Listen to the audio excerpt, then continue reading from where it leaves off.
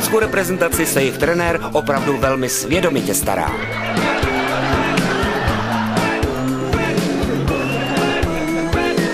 Jak vidíte, tak 11 Nizozemců nastupuje ve svých klasických, typických oranž drezech a my se můžeme těšit na mimořádné výkony.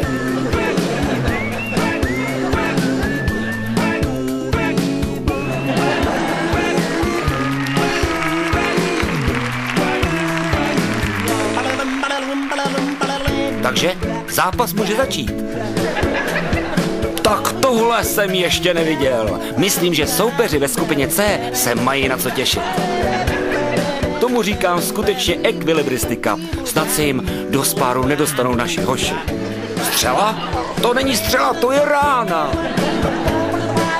Ohoho, tak tomu říkám opravdový slalom mistra. A teď troška napětí. Uvidíme, co z toho bude.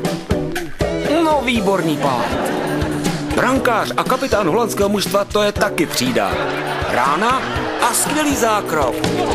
Jak je vidět, tak zvláštní netradiční příprava se skutečně zvoplatila.